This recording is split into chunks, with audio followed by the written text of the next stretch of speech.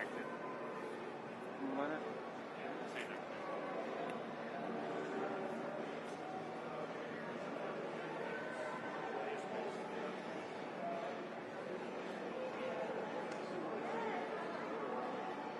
Right. You up and running? Yeah. Okay.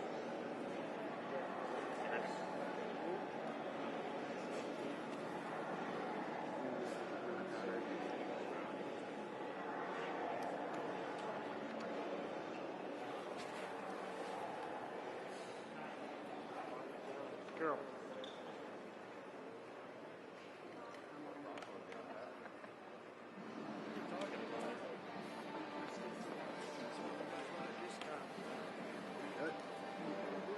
It was there in Ukraine.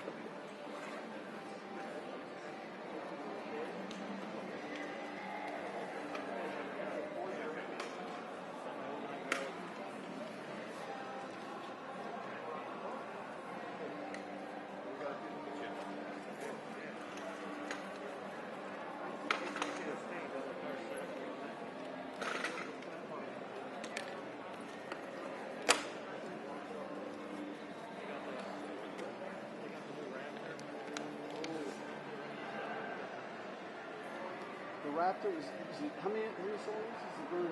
Heck if I know. It looks cool. Yeah, they're good trucks. They're really good trucks. Got the tremor right next to it. The tremor's like the rest are on steroids. Cool. Is that how you getting home? Yeah. On the carpet.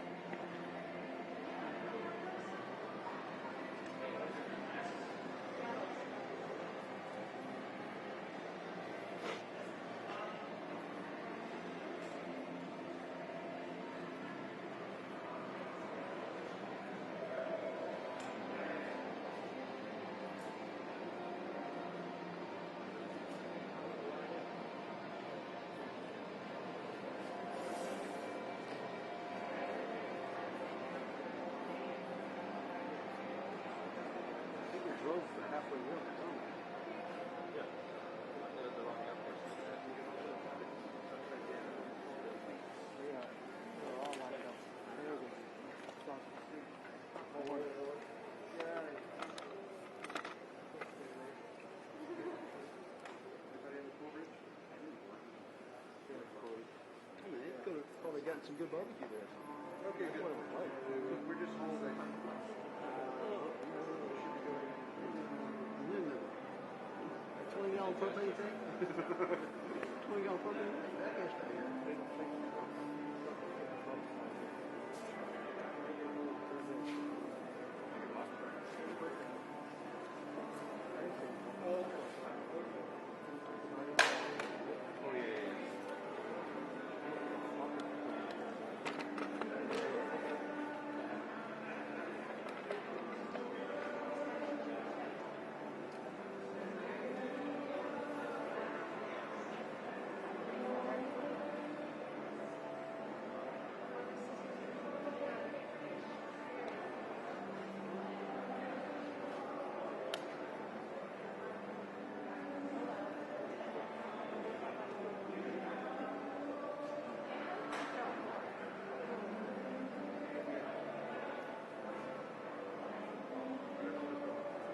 Everybody needs a hard hat.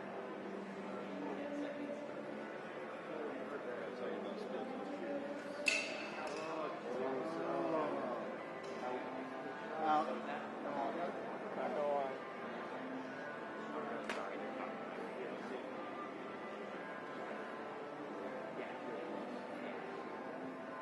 The union out.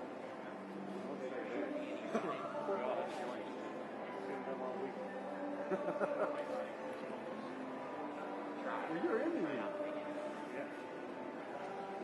Yeah. So am I am. I definitely am.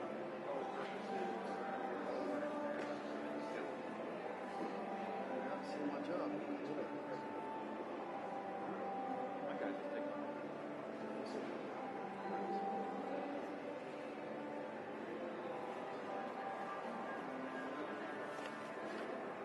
That's something like that. You can see it in the dome reflector overhead.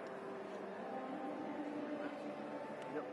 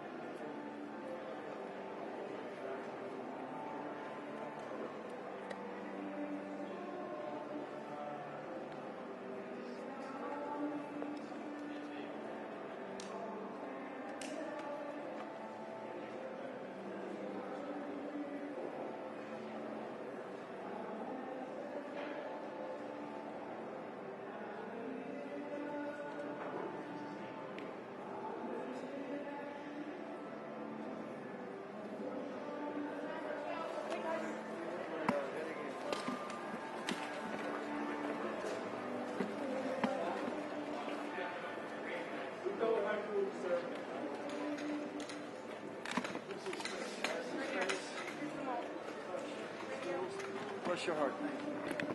Always.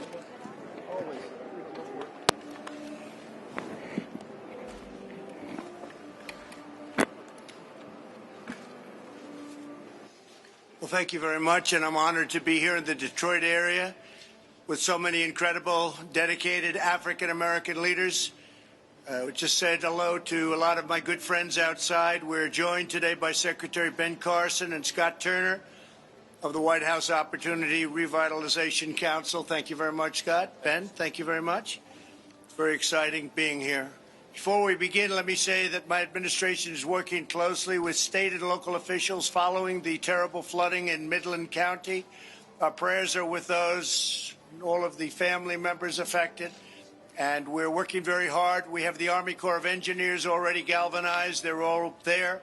We have top leadership there. The dam breaks were very bad, very severe. They were old, and perhaps there was a mistake made somewhere along the line, but it's a lot of water coming in, and there's nobody better to handle. There's nobody anywhere in the world better to handle the situation than the Army Corps of Engineers. So we have them at the top. They're here, and they're ready to start moving. As our nation battles the invisible enemy, African-American communities have been hit very hard, including in Detroit. As you know, it's been a very, very difficult time for certain areas of this country. Detroit happens to be one of them. My administration is working relentlessly to rush supplies and resources to these communities and to protect the health, safety, and economic opportunity of all African Americans and all Americans. We have done a tremendous job in the state of Michigan, not only in terms of bringing autos back and auto productions back, but also in terms of fighting the virus. We're fighting it, and we're fighting it very, very hard. It came from China. We're not happy about it. We just signed a trade deal. The ink wasn't dry, and all of a sudden this floated in. We are not going to take it lightly. The federal government has sent 11 million pieces of personal protective equipment to Michigan and 1,720 hospital beds built right here in Detroit. Incredible job. That was done largely by FEMA, but also the Army Corps of Engineers. We delivered over $2 billion of community health centers, including $6 million for 8 health centers in Detroit. And people from Detroit and friends from the area have said it's incredible the job that we've done. We've made a lot of governors look very good. Working with the private sector, over 400 community testing sites are open nationwide. We're the #1 tester for this virus in the entire world. There's nobody close. We did almost 14 million tests. #2 is Germany at 3 million. I think South Korea probably at about almost 3 million. And it goes down the list. We're at 14 million tests, very close to that number. 70% are in socially vulnerable areas with the testing, and with 1,000 more sites opening by the end of May, we'll have a record number of sites. Many of the sites are open in Detroit and all across Michigan. In some cases, as an example, Florida, and I guess I've heard from about 6 governors where they have far more testing than they have people that need the test, so that's something. Nobody's done the job on testing like we have. Nobody's done the job on ventilators like we have. You're going to see that in a little while at the Ford plant, where they're making thousands and thousands of ventilators. And nobody that's needed a ventilator in this entire country has not gotten one. And very importantly, all over the world now, they're calling us for help on ventilators. They're very hard to make, and they're calling for help on ventilators. On Tuesday, we announced $315 million in federal funding for Michigan to increase testing and contact tracing and disease surveillance. So we're going all out. We want to make sure everything's absolutely perfect. A lot of people are looking into other things, like, as an example, vaccines and therapeutics. Therapeutically, we're doing some things that are, I think, going to be released pretty soon that are amazing, and for the cure, ultimately for the cure. And I think the cure, the therapeutics, and the vaccines that are happening right now, I think you're going to be very impressed over the next number of weeks. Today they had an announcement that was a very important announcement, Ben. I think you saw that. I signed legislation providing over $600 billion in massive relief for workers and small businesses, including at least $60 billion for smaller financial institutions, including those that serve minority communities. One of the beautiful things that Scott Turner has done, and he's a real leader, he's led so well from his days at the NFL, where he was known as being fast, but maybe even more than speed, being tough. He was a tough guy. People told me that had to tackle him and had to go against him. They weren't thrilled. I mentioned your name. They weren't happy. But Scott's done an incredible job with opportunity zones. He worked with me and with Senator Tim Scott. I have to tell you, what a great guy from South Carolina. He had an idea, and it was an idea that we took and we made it work. And I want to thank you for the great job you're doing, Scott. Thank you, sir. Before the virus, African-American unemployment reached its lowest level in history, and African-American poverty reached its lowest level in history. We never had more people from the African-American community working in this country. It was almost, in terms of total, almost 160 million people, and African-Americans set a new record. Out of that 160, African-American unemployment and employment was the best. They were the best numbers that we've ever had. That goes for many others also. Asian Americans, you know that. We set records with Asian Americans and Hispanic Americans. And then we had the plague flow in from China, and now we're doing it again. And you're going to see some incredible numbers starting in June, July, you're going to see some incredible numbers because it's coming back and it's coming back fast. I spoke to CDC today about churches. We've got to get our churches open. We got to get our country open. These governors have to start doing what they're supposed to be doing. Together, we passed also criminal justice reform, which is a big deal. And that's something that could not be passed without us. And I will tell you, I have a very good friend of mine. And would you come in from Cleveland? Yeah. Well, to be here, I'm very impressed with you. My buddy is here. I had Thank to you. come. Well, your buddy is here. I'll tell you that. My president. But we did pass criminal justice reform. You were one of my advisors. Yes, sir. And I Prison wanna thank reform as well. Prison reform, a lot of things that nobody else would have done and nobody else could have done. And the Democrats, I don't even know if they tried, but if they did, they couldn't get it done. So we got it done. Thank you very much. We delivered record funding for HBCUs and made the funding permanent. So every year I would have people come from the black colleges, small, large, all sizes, and they would come in colleges and universities and they'd ask me for money. And after the third year, I said, man, what's going on over here? What's happening? Why do you keep coming every year? They needed it every single year. One man said to me, we feel like beggars. We keep coming to the White House every year. I said, why don't we make it permanent or make it long term? And I got it approved. So now your historically black colleges and universities, small and large, great schools, they have long-term funding. They don't have, the only thing is, I said, some of them became friends of mine, the leaders of these colleges. I said, I won't be seeing you anymore. So, and they didn't mind that actually, because now they can have a life of making their schools great and making their colleges great. But we did that, and I think most people don't even know about that. But every year, 3 years, I got to see the same people and would come in, there'd be 36, 38, 40 in the Oval Office, would take a picture. I'd say, how come you keep coming back? And they said, because it's a year-to-year deal. I said, that's unbelievable for many years, year to year, so they have to come in and beg. He said, we feel like beggars. I said, not going to happen anymore. We got it done permanently. Pretty good, right? Will anybody write about it? No, but that's okay. I think the people know. As long as the people know, Scott, you got to get the word out. My pastor has to get the word out. How are you? Nice to see you. We created nearly 9,000 opportunity zones, including 94 right here in Detroit. And we're opening and we're rebuilding and we're doing a job, and you're going to see the numbers start coming in. The projections came in yesterday. Larry Kudlow was telling me the projections are looking really good. So we built the greatest economy in the world, greatest economy in the history of the world, better than China by a lot. China had the worst year they had in 67 years before the virus came in.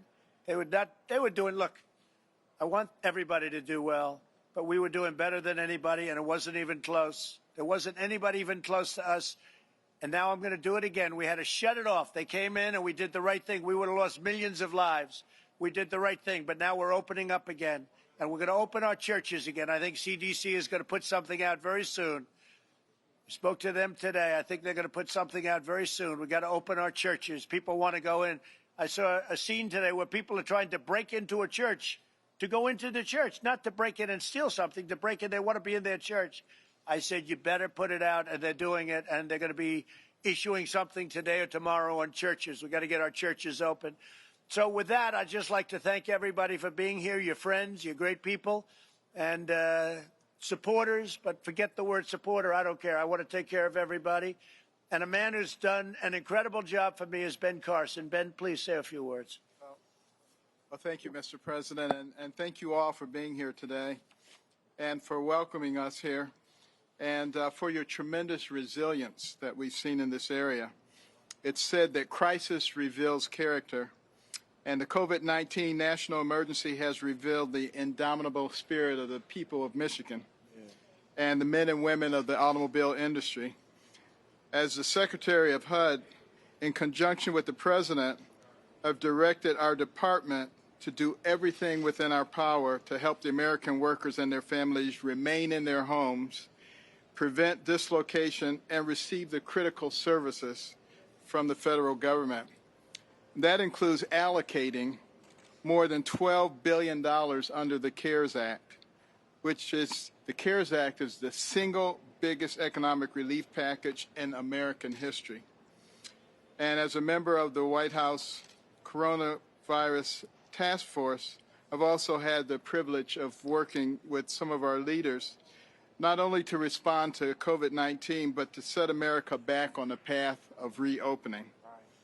And as we're seeing here at Ford today, the path to putting Americans back in business is already well underway, and we appreciate those efforts. As the President said, before this virus came along, we were humming along, making really records in terms of African American, Hispanic American, Asian American unemployment. Women, it was the best employment numbers in 71 years. This is really a historic period. And what we need to recognize is that the economic infrastructure that created that economic renaissance is still there. We have to make sure that it's not destroyed. And the way to do that, obviously, is to get people back to work again. That's why the emphasis is on that, while at the same time maintaining a strong emphasis on making sure that our people are healthy. And I think it's become part of the American DNA now. We've learned about sanitizing everything, including our hands, being careful about the kinds of things that we touch that are being touched by multiple people, social distancing, wearing masks when we can't social distance. You'll notice that at this table we are social distancing. And President Trump and this administration have organized the largest national mobilization since World War II, providing PPE, providing ventilators. Detroit, which was once the most prosperous city in the nation because of its industrial infrastructure, now is showing what it can do, and other portions of Michigan, what it can do in the manufacturing arena, real superstars. And we've also been renewing and expanding our focus on helping the communities that have been hit the hardest. 3.5 weeks ago, the President asked us in the Opportunity and Revitalization Committee to focus on those individuals who are underserved, who have been hit the hardest in our economy. And we're looking at it. We're looking at their physical health. We're also looking at their economic health. And we're looking at the things that really cause them to have more problems than the general population. Yes, there may be more hypertension, there may be more diabetes, there may be more obesity and asthma, but we also have to ask ourselves, why are there more of those things? And we have to address those issues. And that's why all the different agencies in the government have combined to put together a kind of program that will address these things on a sustainable basis. And we need to just remember that we have to bridge the gap, because we have a very strong economy. We just have to bridge the gap until we get beyond this coronavirus. As the President mentioned, there's tremendous progress being made in terms of therapeutics, in terms of vaccines. And if there is a second wave, and it's not clear whether there will be, but if there is, believe me, we're going to be ready for it. But we're also going to be ready to recapture the spirit that created the most powerful and dynamic economy the world has ever known. It is just around the corner, and I believe that we're going to make it.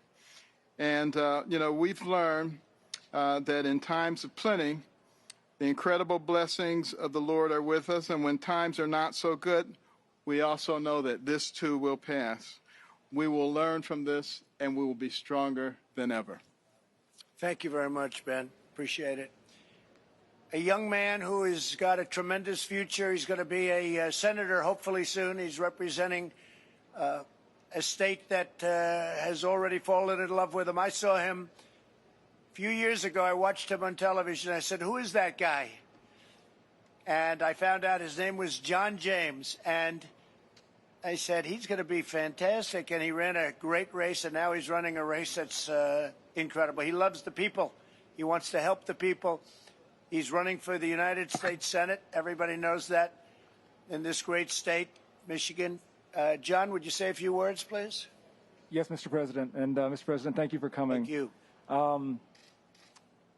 I'm tremendously honored to have the opportunity to speak on behalf of the state and communities who have extraordinary needs to the President of the United States of America. We're one of the hardest hit states for COVID, and now devastation has struck central Michigan, where more than 10,000 have been evacuated. Our hearts and minds and prayers are with them. Small businesses continue to need support. Our food banks have capacity needs, and shelters need funds, which is why we've repurposed our campaign funds in large part, giving back a nickel for every dollar we raise to help feed the hungry, to help clothe the naked, to help heal the sick and take care of our veterans. Recently, we've given $200,000 to a medical facility in Detroit, in-person testing Detroiters in the toughest hit area in the country, and working with my friend, Representative Whitsett, distributing hundreds of thousands of meals. I'm not going to steal her thunder. She's doing great work. And, at our logistics company, an automotive company headquartered in Detroit, we were able to help her there. We actually process and ship material made in this plant, sir, and we sell them abroad. We keep American jobs here. Right. By making people buy our American goods. We ship American goods, not American jobs. So I've said for a long time, sir, you don't need to go to Venezuela to see the effects of socialism. You can ride right down the highway in Detroit. And I recently penned an op-ed in Michigan Chronicle about how 40% of Michigan COVID deaths were African Americans. And when you look at the 14% of us that's made up, it gets to Secretary Carson, Dr. Carson's comment about having a more sustainable path. Mr. President, I believe and agree with you that the 21st century prosperity agenda that focuses on economic security, health and wellness, and having leaders with personal stake in addressing generational poverty among blacks in Michigan and around the country is something that you've agreed with and you've set your mind to, because as we all know, both natural and man-made disasters always have a way of unmasking generations of disinvestment and exploitation of African Americans. I think that a great start is something that you've already done, Mr. President. This is the Motor City. This is the arsenal of democracy. And when called upon, Michigan Detroiters stood up. We're making ventilators right past this pipe and drape because you called, the president called, the nation called, and Michigan stood up. I believe that you know us for cars and trucks. I think in the future you can know us for planes and rockets. Mr. President, you're moving jobs back from overseas. You're moving chip manufacturers to Arizona. You're bringing pharmaceutical manufacturers to Virginia. I think we have an opportunity to bring aerospace and rockets back to Michigan. You signed an order, Mr. President, Executive Order 13806, way back before this crisis came, assessing and strengthening the manufacturing and defense industrial base and supply chain resiliency of the United States. You know when you signed that, Mr. President? You signed that in July 2017. I don't think that you've been president at that time for, what, 8 months? At that point, or 7 months at that point, and you were already thinking about our supply chain and sustainability and repatriation of jobs and our economic strength. I want to thank you for that foresight, Mr. President. I think we can build on that by expanding the National Emergency Declaration to encompass the economic threat of our national security, our economic health. I think that Michigan once again can stand up when called by its president and looking at additional opportunities for F-35 and looking at launch initiatives with Oscoda Wordsworth for space and polar orbit, but also TACOM expansion. Sir, we have the workforce here, but we need data, we need training, and we need jobs. In order to emerge from this with a more sustainable path that Dr. Carson laid out and like you have been laying out for the better part of the past 4 years, Mr. President, things made here are better, and I trust the people of the state of Michigan and the United States of America. So I'm looking forward to working with you and anybody else who wants to protect American jobs and protect American health. So thank you for being here, Mr. President. Well, thank you, John, and you're doing a fantastic job. I'm getting all sorts of reports, glowing reports, and if you do come to Washington, you have my ear, and your gentleman that you're opposing, I'll tell you, nobody even knows who he is. Nobody knows who he is. Nobody ever heard of him, and he's a senator.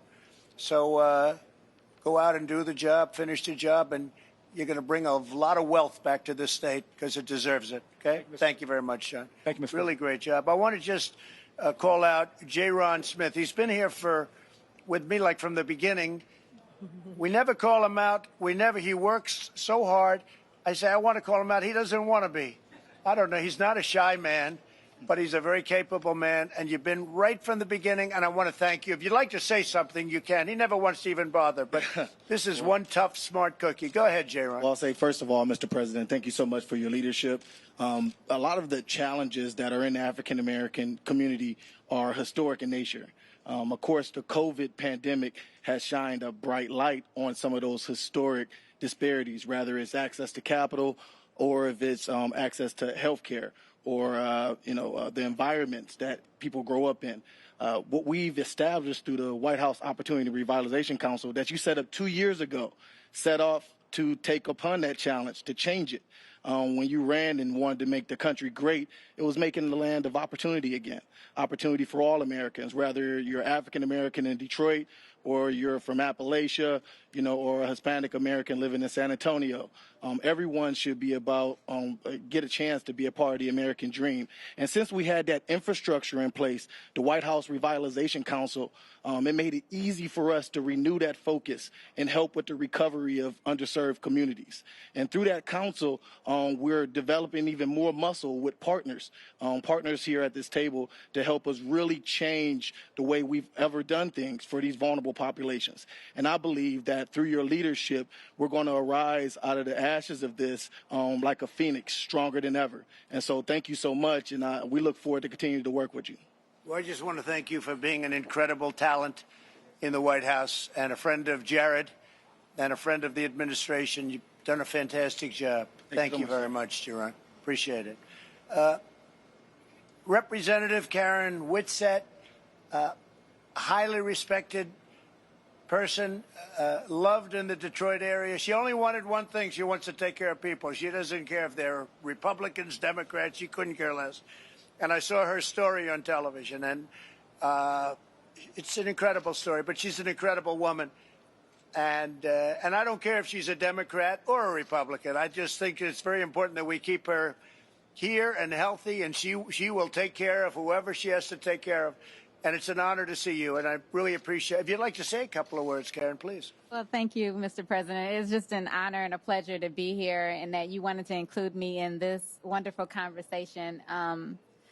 I am truly honored and humbled to be before you right now, to be able to discuss some of the issues that have transpired in my community. I thank Dr. Carson for pointing out some of the most troubling things that we do have going on in the community, but you have started working on these things long before now, and I do, Mr. President, give you a lot of credit for that, and I thank you for it. Thank you. We as a community have been struggling, and as you know, our poverty level is extremely high in the area, and everyone is not meant to go to college. So one of the things I would like to point out is that training is a necessity and a need, as John has mentioned. That is something that is imperative for the community. If we have proper training, then we can change our renters into homeowners. We can change the dynamic of my community that I have been in since 1969. And my husband and I, we grew up on the same street. We've been there since, like I said, 1969, and my in-laws still live a few doors down from me. And I know how great our community... You get along with them still? Yes, I still do. I love my mother-in-law. One of the few. As I was saying, that it's imperative that I know that our community can change. I know what it can go back to. I know how wonderful it was before, and I know what it can grow back into being. If we can turn renters into homeowners, if we can put the dollar back into the community, if we can change the lives of single mothers that are struggling to make ends meet, which we have been doing with, food distribution, but food distribution is not the end all. We don't want to stay where people are asking for things constantly. We want people to be able to stand on their own 2 feet and be resilient within their own community and take pride in that, as well as being able to, as you addressed about the historical black colleges. I would love to see a historical black college in the city of Detroit. I think that would be amazing, and I think you're just the president to be able to make that happen.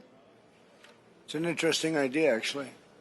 I think that you can. And they've got a lot of money now.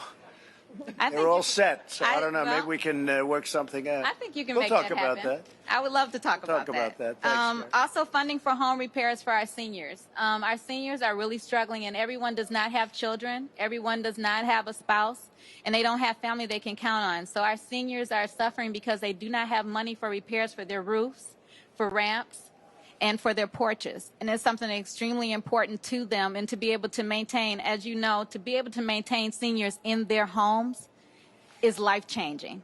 I mean, we have programs that assist, but we don't have programs that directly address this within the community to be able to empower seniors to stay in their homes. And I think we can make a whole world of difference by doing that. And you've considered everything else that I wanted to talk about. No, but I think your idea about historically black colleges, universities coming here, one real good one, Yes. I think it's a great idea. Thank you. With all you said, that really, I remember everything you said word for word. But you know what? That was an idea I hadn't heard of. I don't know if anyone's ever thought of that. But, John, you want to start working on that, please? Absolutely. Isn't that a good idea? That's a great idea, and I have a couple ideas of exactly where to put it, Karen. I don't know. Thank That you. might have been a filler for you. It might have been just a filler, but it wasn't a filler up here. No, it's not. That's It's not a great. filler. It's We're not a going to have filler. John James work on it. If John works on it, I'll bet you it happens. Oh, okay? I know it'll happen. I mean, John James is the man to make that happen. We've been working really great together, and Good. I'm looking forward to continue Good. working with you and the White House to Good. be able to continue. And Jerron has been awesome to work with. So And say I hello thank to you. Say hello to your husband. I will. He's actually in the car. Oh, he's in the car. Can we bring him in, please? Is he all right? I mean, why is he in the car? He can't make it, Scott? You mean he doesn't qualify? Would you do me a favor? Could you have somebody go out and find him, take his car, let him come in? He only saved your life, right? He only saved my She was life. not feeling too well one night, and she said, would you do me a favor, go down to the store and get a particular thing? And that was a big evening. No, he does not deserve to be sitting in a car. Let's bring him in, okay? No, and I also took a note from you, and so I actually filed a lawsuit to the governor today as well. So Okay, I thought good. that you would like to know that. That sounds very good. You got my note, right? Yes, I do. Good. Thank you very much. Great job. Scott, could you say a few words, please? Outstanding guy. Yes, sir. Thank you, Mr. President. And I'm so humbled to be here with you, sir. And thank you for your leadership and really your heart for America and the heartbeat of America. And thank you all for being here, servant leaders at this table this afternoon. And so I'm honored to sit with you. You know, Detroit, as I wrote down, and, you know, Secretary Carson having roots here, I wrote down, you know, Detroit is the epitome of hard work and ingenuity and innovativeness. And I think that same spirit and resolve is still here in Detroit. And it makes, so I'm grateful to be here. And Jerron talked about the White House Opportunity and Revitalization Council and how the spirit of that council is economic development and also community development and social impact, to see those inside of the communities in which we serve to thrive and to benefit and for long-term sustainability. And I just want to encourage everyone here that our vision and our spirit is still the same. We are not unaware. We are not, you know, oblivious to the severity of the COVID, but our mission remains. Our face is set like flint. You know, we are steadfast, and we're not going to be moved by this. The president has refocused and repurposed the council with a broader vision, and that's why we're here today, to hear from you, to share with you, to create partnerships, as Jerron talked about, in coalitions. But, Mr. President, we are in the right place at the right time. And I believe that Detroit can be a shining example through the recovery during the COVID and after the COVID, and that America could see. You know, Americans want to go to work. We are working people, and small business drives America.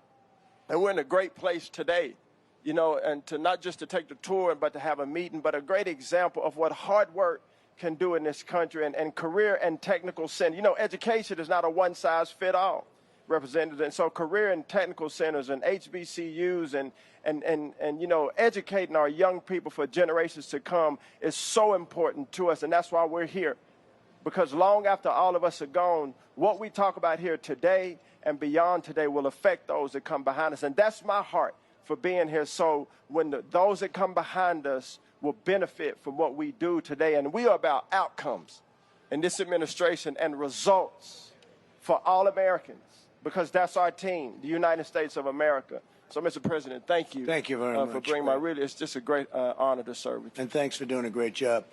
You're really doing a great job. So a man called me and he said, you got to open the churches. Got to open them. And he's somebody I respect a lot. And I watched him defending me a long time ago, long before I even did this, And he was so tough, he was so brutal. The last thing I thought he was a pastor.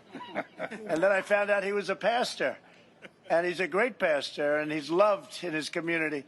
And I'd like to ask my friend, Pastor Darrell Scott, to say a few words. You are terrific. Thank you, Mr. President. Listen, we are attempting to navigate. When I say we, I'm speaking of you as our leader in this administration. We're attempting to navigate our way through uncharted waters right now. We are going through a crisis that it's unprecedented in modern history. And so, we're learning more about this challenge every day. Information is being updated every day, but information is also being outdated every day. Things we thought 3 months ago, we don't think today. So we're navigating our way through this, and we have to all be on one accord in this. I thank you, Mr. President, for your bold leadership. Thank you. I really believe that the effects of this pandemic would have been much more severe if it had not been for measures that you enacted and that this administration has enacted in conjunction with the state governments to try to contain and curtail the spread as much as possible. This president has pledged to give assistance to underserved communities that are impacted by this COVID-19 virus. He has pledged to give us assistance in those areas, which will actually coincide with the president's already existing initiatives in the urban communities throughout this country. This assistance that he provides regarding this COVID-19 virus will be another layer. It will add another layer to the president's already existing urban revitalization efforts. This president is providing PPP loans that are focused in and on minority and urban and underserved and disadvantaged and distressed communities. You've already stated how you're providing unprecedented funding for HBCUs. He's provided billions for entities that are staples in the black community, child care centers, and so they can remain open during this time.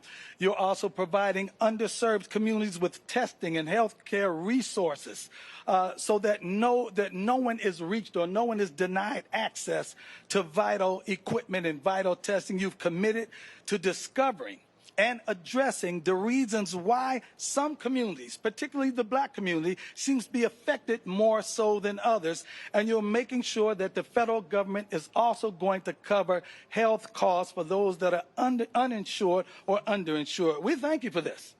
Our country has been placed on pause, but pause is not stopped. We've been on pause, but we're about to press go and get back going again. I said it before unashamedly, and I say it again. This president has been, I've lived under 12 presidential administrations. I was born during Eisenhower's administration. This president has been the most pro-black president in my lifetime. But when I say pro, I'm saying it pro in the sense of being proactive. He's been proactive rather than reactive to issues concerning minority, underserved, and disadvantaged communities than any other president in my lifetime. I really believe history is going to be kinder to you, Mr. President, than fake news media is today. Can't be any worse. I mean, thank you. And you tried to initiate action to restrict travel from other countries. And, we're seeing that you are a visionary in that area. And I know you're doing your very best. I know you have the heart of this country in your heart. And I know you're doing your very best to preserve this great union. As far as I'm concerned, myself, my business partner, Kareem Lanier, and the company that we have raised $1 billion in liquidity to help provide PPP loans to businesses that are in need of in conjunction with the CARES Act. And I thank you that you've directed the White House Opportunity and Revitalization Council. You couldn't think of anyone more capable than Dr. Carson and Scott Turner here to engage with and focus on our communities that have been, in fact, impacted by this. And they have been interacting with a number of coalitions. They're doing a great job. So we thank you, and Mr. President, we have your back. Thank you, Darrell. Because we know you have our back as well. I do. So God bless you. Thank you very much, Darrell. Now, I'm going to be making a tour of the factory with the head of Ford and some other people, and I'd love you all to join me if you could. Would anyone like to say anything? Yes, please. Hi. I'm Dr. Audrey Gregory. I am a nurse, and I'm also the Chief Executive Officer of Detroit Medical Center. Yes. So when we talk about the impact of COVID-19, I lived it, I staffed it, and we went through it together. From the beginning of the pandemic, we've always had the focus of making sure that our patients were cared for and our staff were cared for. And so we began rapid testing and talking about partnership. We were able to do this with Wayne State University. And by the way, just as a note off my script, we do have medical students from Meharry at Detroit Medical Center, which is the HBCU. Very good. So we've done many things. We've partnered with the city. We've partnered with the state, and I think many of the steps we have taken has gotten us to the point where I'm proud to say that we're starting to see a decline in the state of Michigan. I will pause here, though, Mr. President, to say thank you. I am filled with pride and actually humbled by the fact that the President of the United States has taken time out of his day just to stop and listen to what I have to say. So Very thank nice. you. That's very nice. Thank you very much. So where healthcare is concerned, since I am representing the healthcare organizations, we're now at the point, and Dr. Carson certainly alluded to some of the chronic underlying issues that the Black community faces. And so we're at the point now in our journey where we're encouraging people to return to hospitals, return to the emergency rooms, because we want to make sure that the chronic issues are addressed. I would be remiss if I did not pause to say thank you to the incredible frontline workers that have just given heart, soul, muscle, and sweat to make this a possibility even for us, not just at the Detroit Medical Center, but throughout our city. The strength and their commitment and their dedication has been humbling and also inspiring. And I believe with all my heart that they're the reason, along with all our community members who have taken on this fight, that we're winning this battle. So some of the highlights is the fact, and J-Ron and I have talked, we've certainly worked through strategies for the Black community, so thank you. One of the things, to his point, is that the pandemic has certainly just brought to light some of the disparities that have already existed. And I will say that I'm honored to be appointed to our state's coronavirus task force. And through that, the goal of the task force is really to address some of the inequities and figure out in the long run, what do we need to do differently. And so we need help to continue this fight, Mr. President. As you know, hospitals were significantly impacted. Our inability to do any kind of some of our scheduled work, that has certainly impacted us. So I do want to pause, though, and say thank you. We have received incredible support from your administration, and not just the formal things. And so I actually left a letter for you, signed by myself and the Michigan Hospital Association, just to not only thank you, but to ask to continue the work that you're already doing, which is relief efforts across the country for healthcare organization. And so we look forward to continuing to work with you. But I want to add just my personal experience, both as a nurse, a mom, and a hospital administrator. I'm home, it was a weekend afternoon, and my phone rang, and I picked it up, and someone said, "This is Rear Admiral John P. You won't get my last name, but this is who I am. I'm calling on behalf of the administration. Dr. Gregory, what do you need? My job is to help you to get what you need." Polovchik. That's Polovchik. Once I recovered, I knew it wasn't a spam call. It was a great relationship, not just for me, but for the hospitals in Detroit. And I think the moment that wowed me, because I'm so big on follow through, is that a few days later, the Rear Admiral called me and said, "Dr. Gregory, did you get what you need?" And so there is my script, and then there is my personal story of engagement and what it takes to get us there. So the hospital community, on their behalf, I want to thank the state and the federal government for swift financial support. The federal government all that you have distributed so far. We thank you. This has helped our hospitals to remotely stay somewhat liquid, but there's a lot more work to do. And I want to thank Ford, who has worked with us. Some of our PPE have been from Ford. And then thank you for signing legislation to support healthcare facilities. Now, the ongoing support for Detroit is vital, and Michigan hospitals need help to continue to ensure financial viability.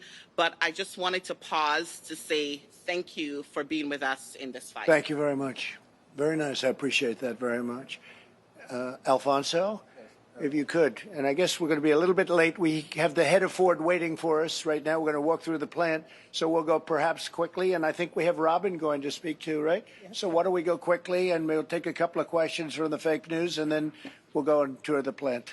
Yes, Okay? Mr. President, I'd like to say it's an honor to be here, and it's an honor to be invited out. As a developer working with several communities in the state of Michigan, I believe that the Opportunity Zone has been a great opportunity. Jerron, his staff, his team has done a great job, and we appreciate you having the foresight to put them on the ground here. Thank you. Yeah. In fact, they're doing such a great job. I received calls asking for Mr. Smith's address. They think they're going to go to his office and talk to him because he's ready. He's the big power. Yeah, he's doing a great job. So as a developer, talking with several mayors that welcome you in Wayne County, they said you're more than welcome to come to the cities whenever you want, or the vice president. I would just like to say thank you, and the Opportunity Zone and what it brings to the communities is very good. And we have some projects that's actually shovel ready now that the pandemic is slowing, and it's allowing us to get back to our daily routine. And we're looking forward to getting shovels in the ground. Thank you very much. Thanks, Alfonso. I appreciate it. I heard you're doing really well too. That's great. Robin? Hello. Hi, Mr. President. How are you? Such an honor to meet you. Thank you. It's my honor. Thank you so much. I want to first tell you thank you so much. I am a COVID-19 survivor, and I got diagnosed probably about a month and a half ago as positive.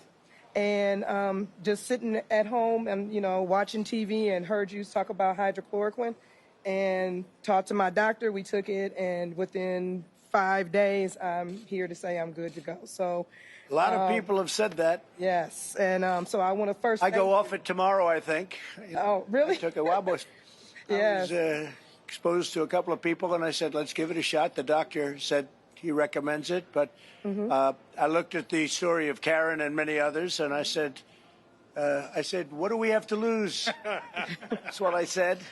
Anyway, so you had a good experience. I had an excellent experience. A lot of people do. Yeah, I had. It was, I'm a bronchitis. Used to have bronchitis as a child, and so to have that breathing interaction going on again from, I'm telling my age, from about 30 or 40 years later, it's just like, whoa, what's going on here?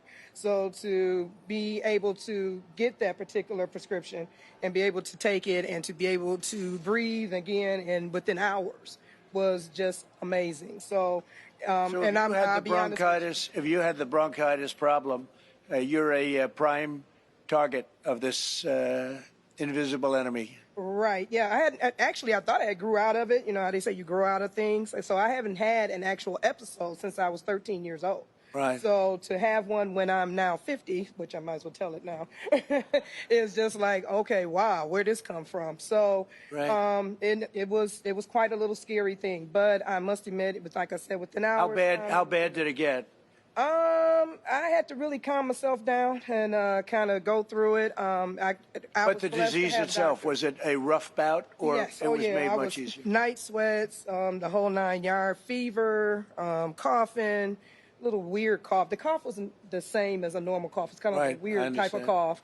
But yeah, I went through the whole gamut of it. But thank God I was able to stay at home and I did recover. Great. And you hear a lot of different stories, especially with Karen. I've met Karen a couple of times. I know Alfonso from doing, the opportunity zones, development, things like that in real estate. But that was something that was a little bit scary. So I do actually, just from watching you on TV and hearing you talk about it, I was able to call my doctor and say, listen, hey, let's try this because, this must be what's going on. And then I need to get tested on top of that. So at that time, we had to have prescriptions to get tested. And so he wrote the script, we got it done, and I was positive, and we got the hydrochloroquine, actually we call it a cocktail with the azithromycin and the zinc. And like I said, I took it at about 8:30, 9 o'clock, 9:30 that morning, 9:30 in the morning. By 4 or 5 o'clock, I was breathing good.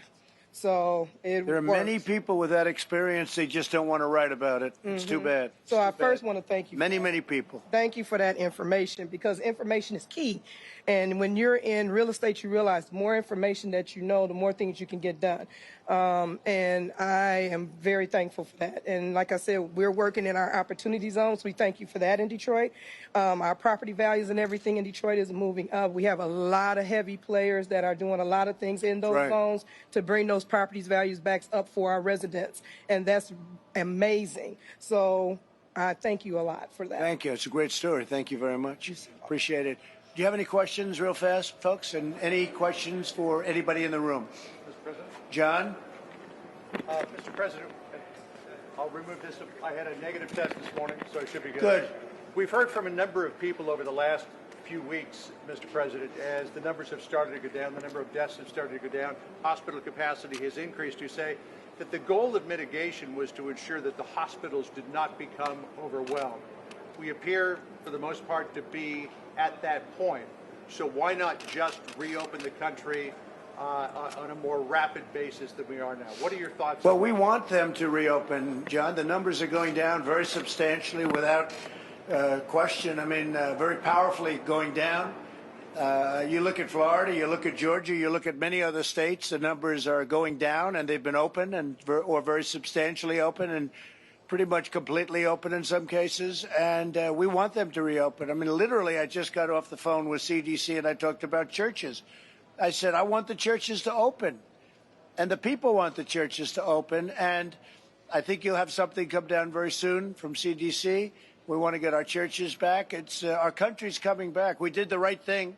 I think you'd agree. I think we would have had, well over 1 million, could have been 1.5 million to 2.5 million people dead. So we did the right thing. It would have been a horrible. Can you imagine if you saw what we have now and multiply that times 15 or 20 times? So we did the right thing, but we now want to get going. And we also learned a lot about the disease during this time. Nobody knew. We learned about the tremendous contagion and the problems. We learned a lot of very important facts. But now it's time for our country to open again. And I think you'll start with churches. I think you'll start with some other states that have been very resistant. You have a lot of, unfortunately, in this case, Democrat governors. I think they think it's good politics to keep it closed. But what are they doing? They're hurting themselves. I don't think it is good politics. They're hurting themselves. They're hurting their state. And it's not good. So I think you're going to see pretty much people are going to, I think they're being forced to open, frankly. The people want to get out. You'll break the country if you don't. And I think they look at it as a possible November question. It's not a November question. It happens to be very bad for them. So you're going to see that happening, I think, John. I think that your third quarter is going to be that transition quarter. We're almost there. It's going to be the transition quarter, and it's going to be really good. But the fourth quarter is going to be big, and next year is going to be a big year for this country. How close are we to, in your words, breaking the country unless we start the reopening process more quickly? Well, I think we're very close to opening up the rest. I think there's a lot of pressure put on certain governors that should be further along. They should be further along than they are, and they should not be doing what they're doing. So we'll see what happens. But the country is going to be in a very good place, and we have a lot of ammunition left. You know what that means. There's a lot of ammunition left in the country in terms of the Fed and the Treasury and all the people that are working on it. We have a lot of ammunition left, unlimited ammunition if we need it, but we won't need it. Mr. President, Okay? are you prioritizing the reopening of churches over other establishments? No, and not at what all. makes But I think churches churches, to me, they're so important in terms of the psyche of our country. Beyond, I mean, to me, they use the word essential. I think churches are essential. It's so important. People want to be in their churches. It's wonderful to sit home and watch something on a laptop, but it can never be the same as being in a church and being with your friends. And they want to have it opened, and I think that's going to be happening very shortly. very, very shortly. So that'll be put out maybe tomorrow, maybe today. Okay? Mr. President, you had said yesterday in a tweet that you might withdraw funding from Michigan. Later in the afternoon, you seemed to say that wasn't necessary. Is that threat still on the table, sir? I didn't say it wasn't necessary. I said that I might have to do that. Yeah, we're not going to go to voting by mail. Voting by mail is wrought with fraud and abuse, and people don't get their ballots that happen to be in a certain district, whether it's Republican or Democrat. Thousands of ballots are sent out, but they don't happen to get them, so people are calling, where's my ballot? They call it a panic. Where is it? Where is it? The election's coming. And all of a sudden the election comes, it goes, and they say, hey, I never got a ballot, but wow, that didn't affect. But it did affect because thousands of people that happens to, you go and you vote. And ideally you vote with voter ID. And then you really have an election. But this country, you know, you go out and you buy things and you have your picture on it. You want to vote. The most important thing you can do is vote. And they don't want to go voter ID. So ideally, that would be the ideal. There are many places that have that. Many places don't. But no, we don't want to have vote by mail. We want people to vote. Now, if you're president of the United States and if you vote in Florida and you can't be there, you should be able to send in a ballot. If you're not well, you're feeling terrible, you're sick, you have a reasonable excuse, just a reasonable excuse, you should be able to vote by mail-in. You vote by mail-in. But when they send, in the case of Nevada, where they want to send out thousands and thousands of ballots, and then they're going to send them back. Who knows who signed the ballot? Is anybody standing there acknowledging, oh, that was Mr. Smith? That was Pastor Darrell Scott. That was Scott Turner. That was John James, the great John James, who better win because you would be missing something, Michigan, if you don't vote for this guy. But, you know, who are these people that are voting? They get it. It comes by mail, maybe. Maybe it doesn't come.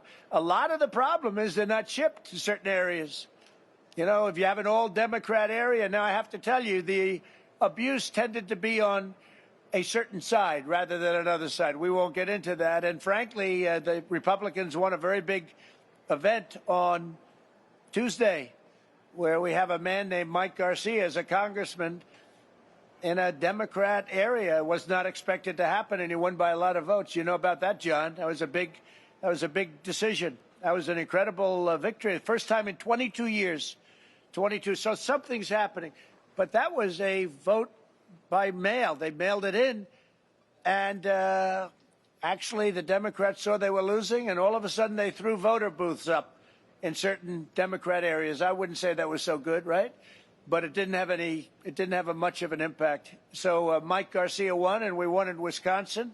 But we can't do that. To vote, to really vote, and without fraud, you have to go and you have to vote at the polling place. People have to check you in.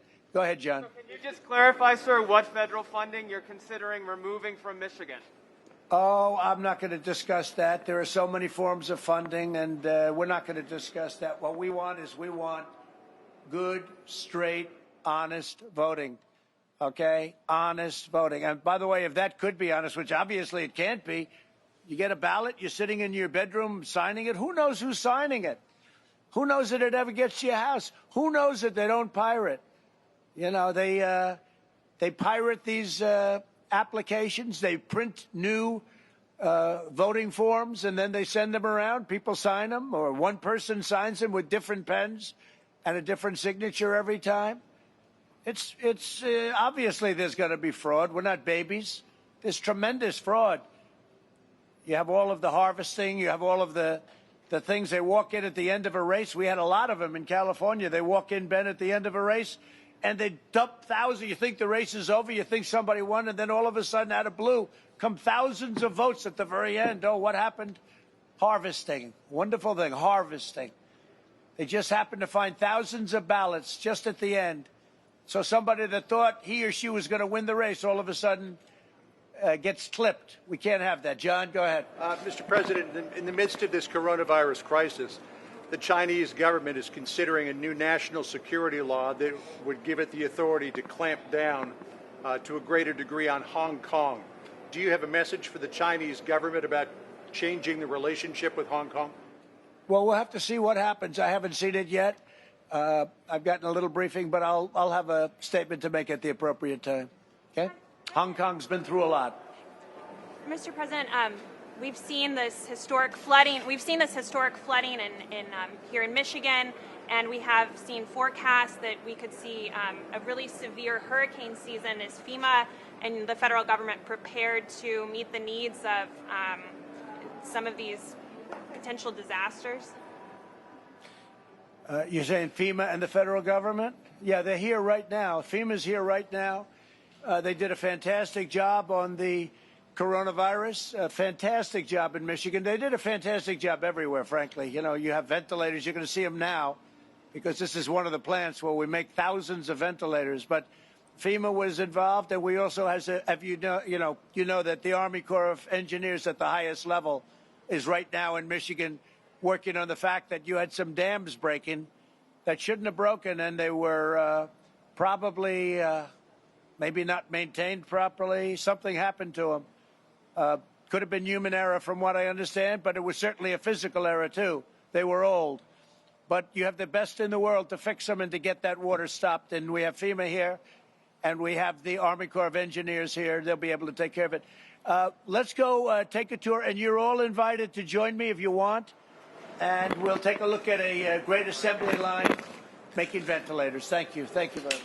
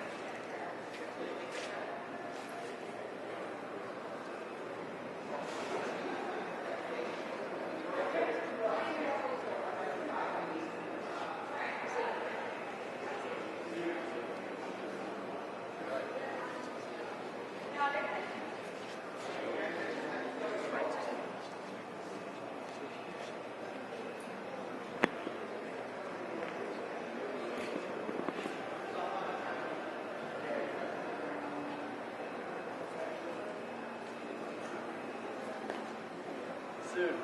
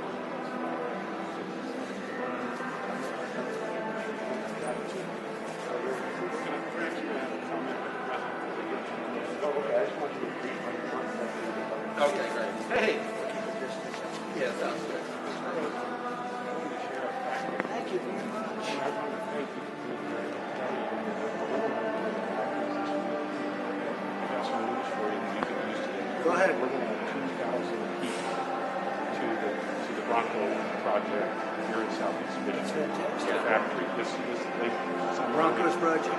The Bronco, yeah, which is our Yeah. Oh, that's great. No, it's great. Yeah. Where is that going to be? Here in Southeast That's Michigan. fantastic. I want to be able to let you mention it. Let's mention it. Yeah, definitely. Give me a specific information on it. I'll mention it right now. Yeah, great. Perfect. So here, we're going to give you a tour of the... Mr. President, these are the heroes. This is Jim Bondack's front Jim, door. how are you? This is Mr. Lester from General Electric. Nice to meet you, Mr. President. And how's our friend doing? Okay? He's good. He's doing well, right? They're all doing well. We're all good. So they're going to tell you really quickly what they built here. Okay, good. And the White House was superb. Good. The Vice President. Well, this is a very important project.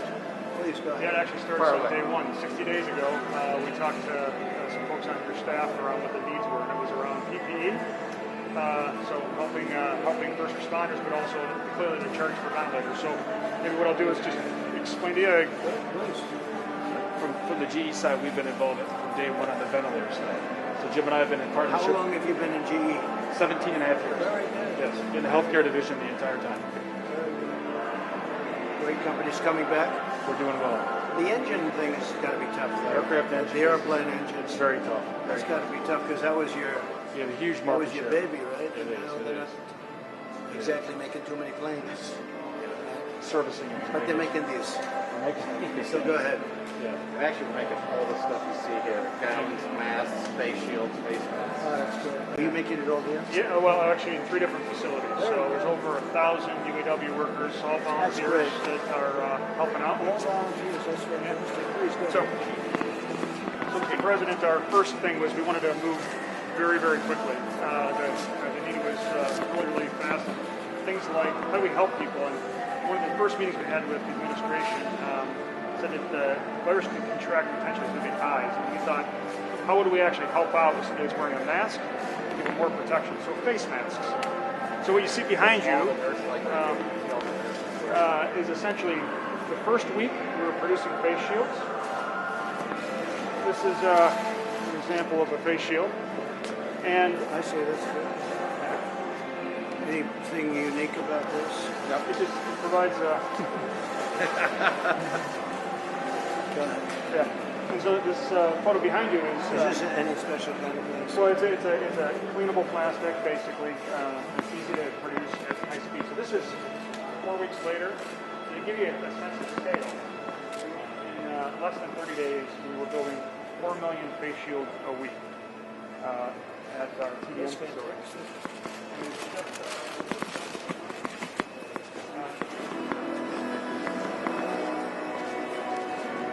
Doing that after the crisis, do you think our leadership what do you think? Well, we could for as long as it's needed, I think. You know, There'll be a time when you'll have it. yeah, exactly. You tell us, we'll fill the Yeah, cupboards. yeah, it's great. You did really a good job. Quickly. Well, that was the thing that Hello, everybody. Hi.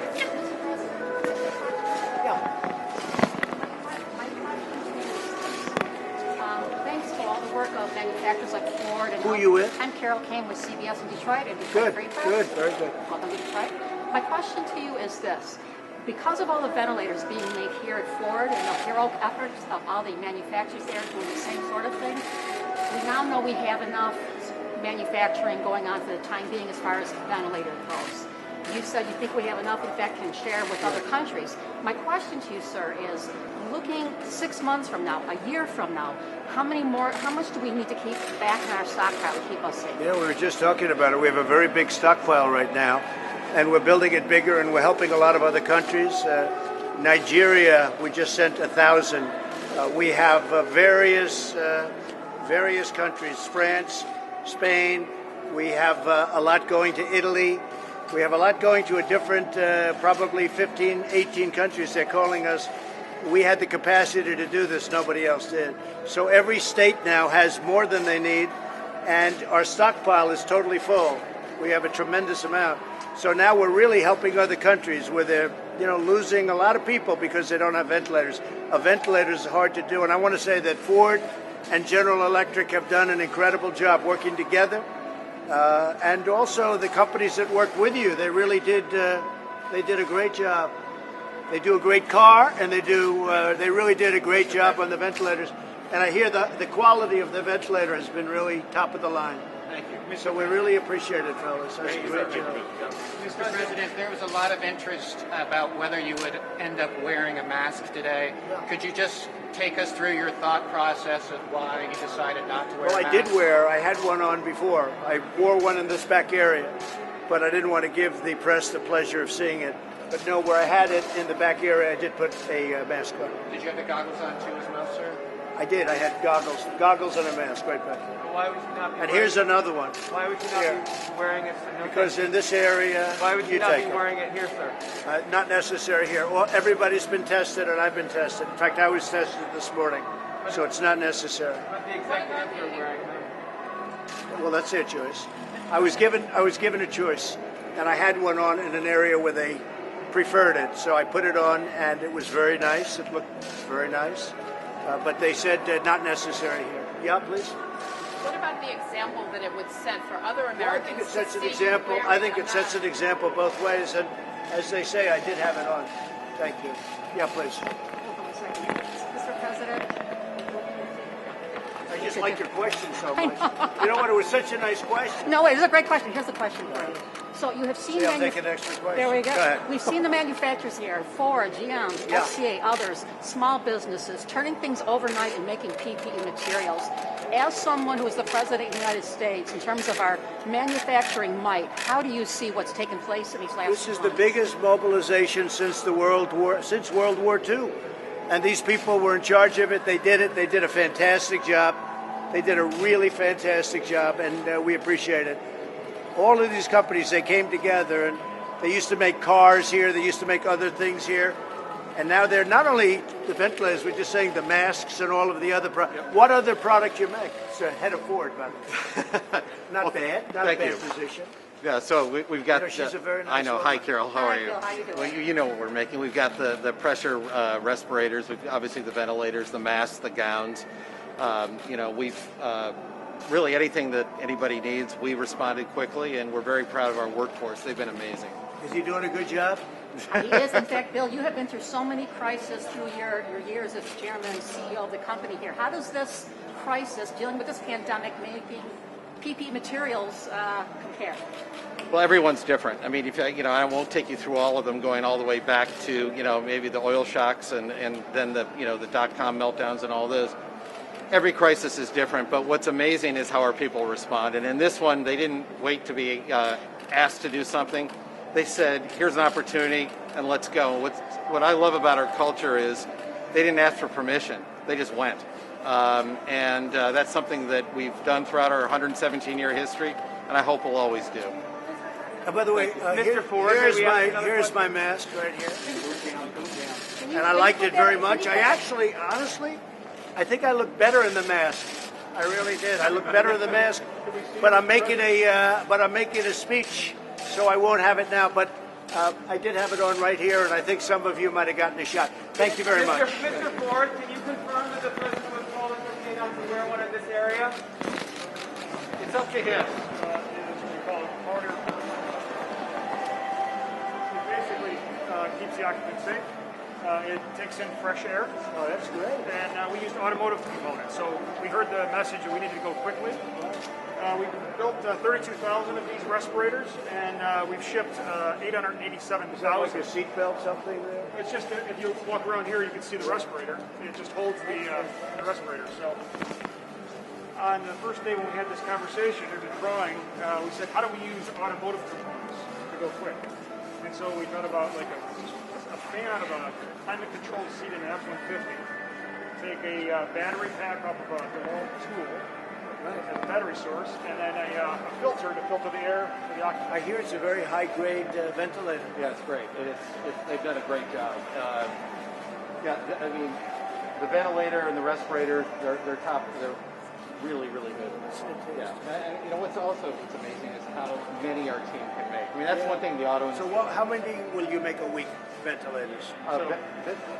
Ventilators, we're ramping up to 6,000 a week. So, folks, it's 6,000 ventilators a week. Think of that. From a running start, which wasn't much of a run, actually. So we had very few in this country, almost none. We were not in that business, and now they're making thousands a week. Great thing. What about this? So we've built 32,000 of these already. We're going up. So we have the ability to build 12,000 a week. Is that foolproof, would you say? So basically, this is the maximum protection for an Maximum. It basically blows filtered air, filters out the virus, filtered air over the occupant space. So if they're in a large ICU ward, or they're in one of these makeshift ICU wards, there's a lot of the virus that could be in the air. This would give them the maximum protection. We got to get back to the rallies. Do you agree with that, John? Got to have the rallies. Yeah. One question. The Secretary of the Treasury said there is a strong likelihood that we'll need another fiscal stimulus. To your thinking, what shape would that take? I think we will. I think we're going to be helping people out. We're going to be getting some money for them during the artificial, because it really is. It's an artificial closure. And now we're going to be able to open it up. This isn't like for long-term problems, and it takes years and years to have it come back. The Depression took 12 years, more, 14, 15 years. We're going to be back next year, maybe even in the fourth quarter, in a few months, we're going to be back. Because we closed it, and now we open it. But I would say there could be one more nice shot, one more nice dose. And what do you think should be in it? Well, I'd let you know, and I know exactly, but I'd rather do it at the appropriate time. We know it. Today we're celebrating these great companies doing ventilators and other equipment, but we have a very, very specific plan, and it'll be great for the American people, and our economy is going to be back soon, and Ford and General Electric and these great companies that helped us so much in a time of need, they're going to be very happy. They're going to be, and you're already gearing up. I know you're gearing up. Your lines are starting to roll, making cars again. So a lot of things are happening. By the way, on our southern border, it's never been so secure. We're up to almost 200 miles of wall, and we have never had, that whole area is, nobody comes through that area. The area where the wall goes up, that's the end of that. And so you're having this speech here this afternoon. What are you thinking about in terms of campaign rounds? When will you be able to get back to So as soon as you're able to have people get in, we've never had an empty seat. Since the day I came down the escalator with our future First Lady, we've never had an empty seat. You know that. And would have thousands of people we sent away. And I think the demand now from what we see is greater than ever before. We're going to have to go to certain states where we're able to. Look, I don't want to have a stadium where you're supposed to have a person and then 7 empty seats and then another person. So we might do some outdoor big ones, and we may also just wait till the stadiums can open up. I think it's going to be soon. We'll go to a place like Florida. We'll go to a place like maybe Georgia or some other place where they're going to be opening up. Whoever opens up first. The demand has been incredible to get going with the rallies. I just hear the music in the background. I'm saying we've had rallies like nobody's ever had, and we would love to get back to that. I think it's going to be sooner rather than later. And I know you were asked about this briefly this morning, this new AstraZeneca vaccine from Oxford that HHS has invested $1 billion in. How much promise do you think that holds for an early vaccination program? I think it holds tremendous promise, but we have many other companies who are just about as far along. We have many companies. We have the greatest pharmaceutical companies in the world. They're equally, they're really in a position, and I'm not only talking about vaccine, I'm talking about cures and therapeutics. Therapeutically, we have some things coming out which we think are going to be great, but they have to be tested quickly, and we're doing it very quickly. Who would get the vaccine first? First responders, elderly people? Right now, what we're doing is we're setting logistically with our military. Our military is in gear so that we can give 150, 200 million shots quickly. The military is in gear. We can move a couple of 100,000 soldiers immediately in time of emergency. So this is not nearly as big a deal as that. It's equally as important, perhaps, but it's not as tough logistically. But how would you prioritize it? I'll sit down with a lot of people and we'll figure it out. We're going to sit down with the military, and we hope to be in that position fairly soon. So rather than having the vaccine, doing the test, and then starting to gear up, we're taking a risk because, it could be that if something happened, but I don't think that's going to be. But in addition to that company, we have other companies that are very far advanced. And also, don't forget, therapeutics and cure. We're talking about a vaccine in this case, but therapeutics and cure. I mean, frankly, that's my first choice because that would take care of people that are in trouble right now. Okay? Mr. President, on the issue of testing, there's been questions about whether you're satisfied or not with what the CDC is doing, the work they're doing, particularly the director, Dr. Redfield. Can you address that? Are you satisfied with the work of the CDC? I think they're doing a good job, a really good job in a very complex situation. You know, we started off, nobody knew what the virus was. It came in from China. Nobody knew what it was. And frankly, I think they've done a really good job. I'm very happy about it. A lot of other people think they've done a lot of, great work. We're now up to, and this is beyond even CDC because we've done it between Jared Kushner and a lot of geniuses coming in from Silicon Valley and a lot of people, these companies where they could make ventilators and all. Look, what we did with ventilators is incredible because we geared up in a short period of time through General Electric, Ford, they're represented here at the top level, through other companies. We were at Honeywell the other day. They make masks. Who would think Honeywell is making a mask? But that's what they're making now, is a mask. It's a very high-tech company. You know, they make the dashboards to an airplane and lots of other things, and now they're making masks. Our company's geared up so quickly, so fast. Honeywell opened a plant in 3 weeks, from literally zero to open, making masks in 3 weeks. So it's been an incredible achievement. There's never been anything since the end of World War II. You said a number of weeks ago, we can't let the cure become worse than the disease. Where are we in that calculus? I think I was the first one to say it. I don't know. Would you say that I was the first one? But you can't let the cure become worse than the problem itself. Where are we? I think I think the governors have to start opening up. We now know the disease. We know the weaknesses and the strengths. We know that older people are affected gravely, and younger people are not affected gravely, frankly. You look at the statistics, it's incredible. And we know that we have to protect some people much more so. I think a lot of the governors have done a very, very poor job on nursing homes, but they've done a good job on other things. I know every governor. I can grade every governor. But we've made a lot of hero governors. We've done a great job for the governors, and my relationship with them in almost all cases is very good. And remember this, one of the beauties we were just talking about, not one person who needed a ventilator didn't get a ventilator. But with another 2.4 million people claiming first-time unemployment insurance benefits today, how close are we to the cure being worse than the disease? I think that a lot of these states are going to, the ones that are sort of sticking to a certain very rigid pattern, I think they're going to stop. I don't think the people are going to stand for it. This is a country that's meant to be open, not closed. And we did the right thing, John. We saved millions of lives, millions and millions of lives.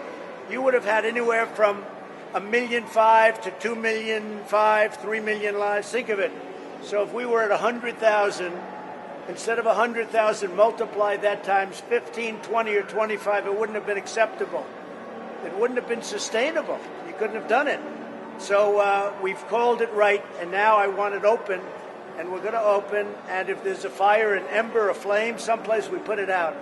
But the people have done a great job, and General Electric, Ford, and all the other people that work with them have done fantastic work. And Honeywell, again, I was there last week, but Honeywell, they've done fantastically well also. Okay? Thank you very much. Smaller fires, these pockets of the virus cropping up. Are you concerned about a potential second wave of this virus? People say that's a very distinct possibility. It's standard, and we're going to put out the fires. We're not going to close the country. We're going to put out the fires. There could be, whether it's an ember or a flame, we're going to put it out. But we're not closing our country. Thank you very much. To replace Dr. Redfield, or is this No.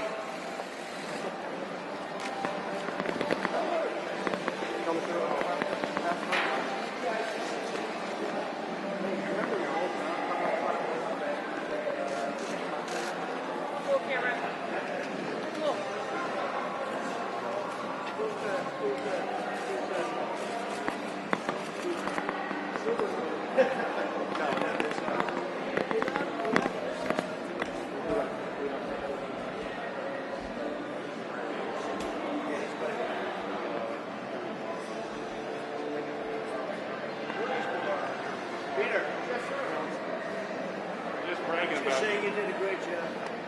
These guys were a pleasure. hit this and nobody knows it.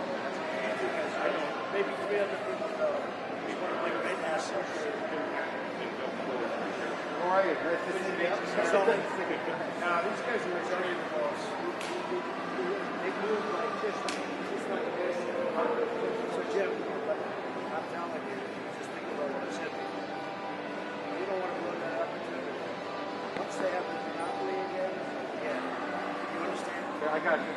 Thank you. It's not every drop, of course, you make it $2. Obviously, it's ridiculous. So anyway, good. You let us know. All right. How is our namesake? How is he doing? Who's that?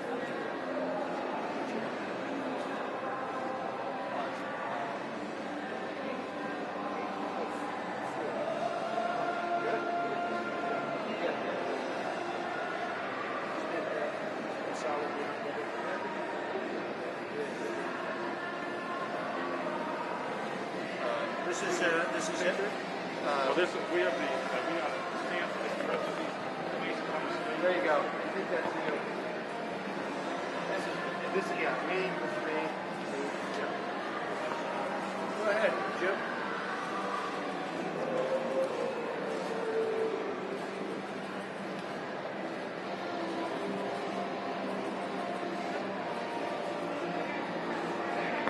Thank you very much, everyone.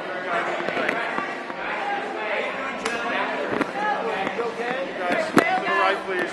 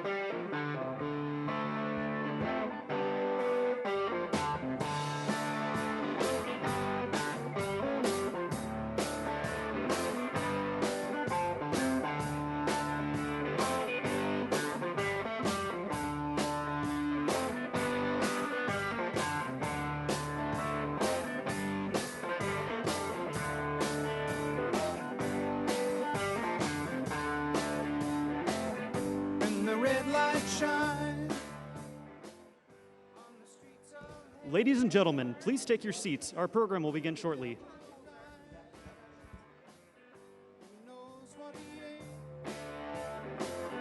It's a simple thing, trying to stay afloat. The captain said, without his boat, some things are getting better, other things a little worse. It's a situation much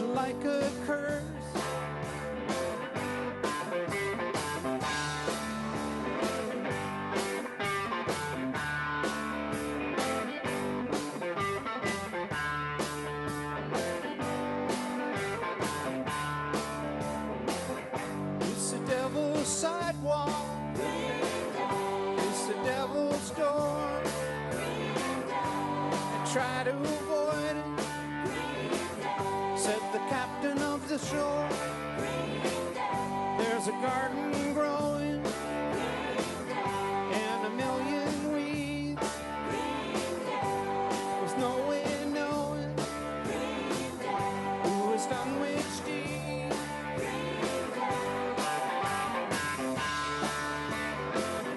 That's an honest tale, said the helmsman to the mate, about a woman delicious and a matter of fate.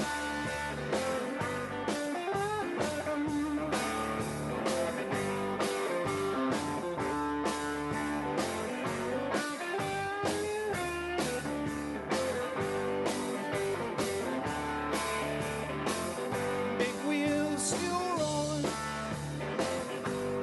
down on me.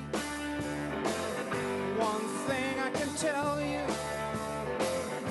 is you got to be free. John Lennon said that.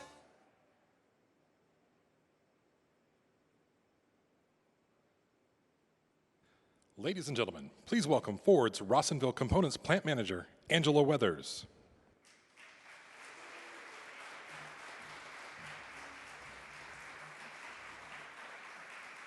Good afternoon, everybody, and welcome. My name is Angela Weathers, and I'm the plant manager here at Ford's Rawsonville plant. It's great to have you join us today, and thank you for coming to Ypsilanti to honor the work that we have been doing. Service to our country and our company runs throughout our veins, and when this crisis began, we all wanted to find a way to help create the equipment that the country needed to win. Our team has stepped up and worked tirelessly for a common cause. Our workers, both hourly and salary, have done their very best to put safety first, to stay safe, strong, and on the job. I do want to take a moment to ask our team members to remember all of our healthcare workers, first responders, essential workforce who have given their lives in order to serve and protect the public during this extraordinary challenge in our country. It has been a privilege leading this team, and I'm so proud to be part of the Ford Motor Company family, led effortlessly by Bill Ford. So without further ado, please help me give a standing ovation introducing our Executive Chairman of Ford Motor Company, Bill Ford.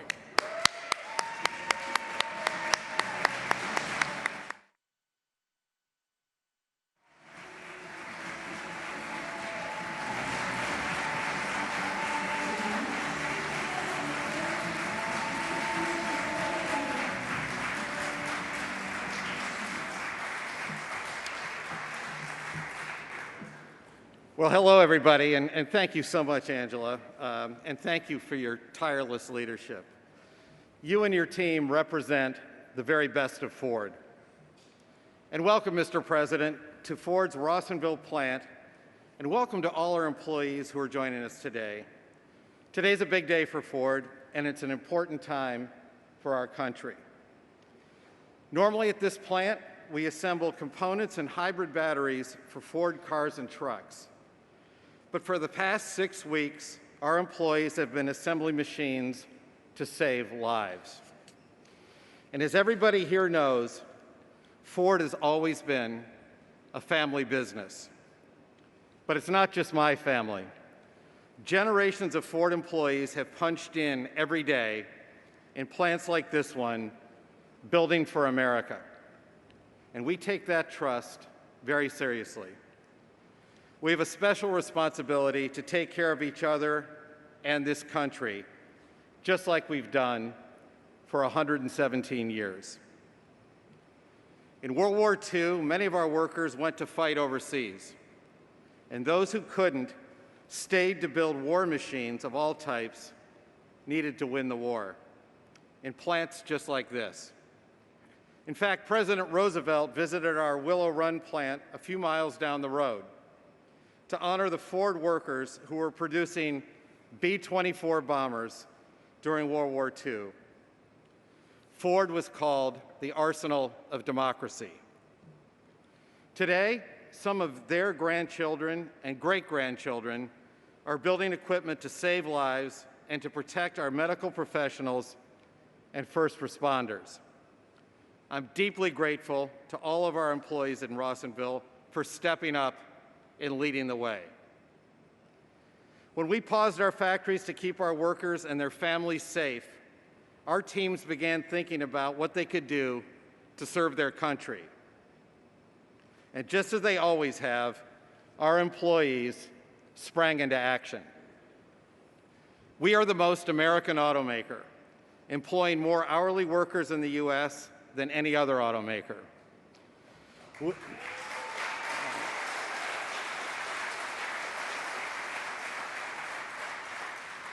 We assemble more vehicles in America than anyone else, and we invest more here.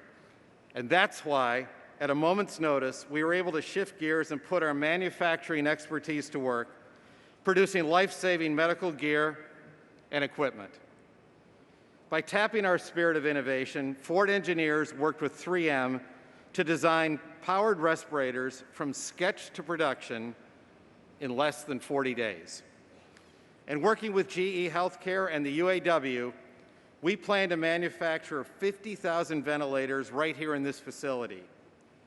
And just down the road, we've assembled over 17 million face shields for our medical heroes across the country. That's what manufacturing can do. And that's why a strong manufacturing base is critical for our country. And thank you, Mr. President, for your support of American manufacturing. This week, many of our assembly lines restarted again, with Ford workers building the cars and trucks America depends on, like the F-150 and others that you see in this room. Actually, I think this one might make a pretty good presidential limo. Here's what I want all of our employees and your families to know. We put as much care and attention into developing our plan to return to work as anything I've been involved with in my 40 years at Ford. We consulted the best medical experts, we rethought plant layouts, and we employed technology that will help keep all of us safe. And many of the concepts that we're deploying across all our plants were pioneered right here in Rawsonville. The many ways our 200,000 employees have stepped up to help each other and the world through this pandemic makes me very proud to call each and one of you a part of our Ford family. America's engines may have gone quiet over the past few months, but with a new spirit of safety, responsibility, and innovation, Ford is proud to start them up again.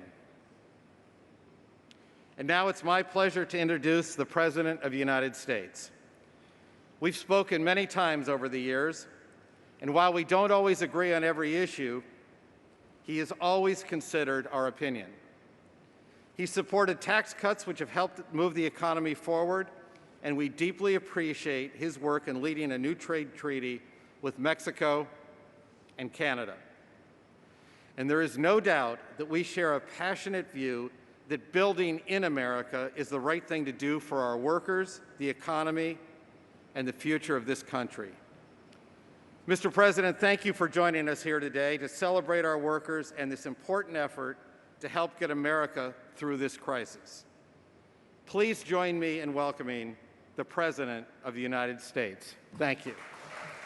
And I'm proud to be an American, where at least I know I'm free. And I won't forget the men who died, who gave that right to me. And I gladly stand up next to you and defend her still today. 'Cause there ain't no doubt I love this land. God bless the USA. Thank you very much. I like that dais very much, actually. It's very special. Nice wood. Beautiful, like the dashboards on your cars, Bill, right? Absolutely. Thank you. And I just heard you're going to be having 2,000 more jobs right down the road for the Bronco, which is a big winner. That's great. Fantastic job. Thank you very much, Bill. Thank you. Thank you. It's right down the road. It's an honor to have Bill with us. Thank you very much. And I'm thrilled to be back in Michigan. We've done a lot of work in Michigan. A lot of plants are opening. A lot of plants stopped. We stopped them from closing, and we kept your workers here in Michigan and in the United States, different places, as you know, all over the United States. But it's an honor to do. It's one of the reasons I'm standing here. In fact, years ago, I was honored, long before I ever thought of the presidential situation. I was honored in Michigan, and I said, how come you're losing so much of your car business to Mexico and other places? And I asked that question very innocently. It was probably 10 years ago. The Man of the Year, they named me Man of the Year in Michigan. And I said, what's going on in Michigan? And we've stopped it.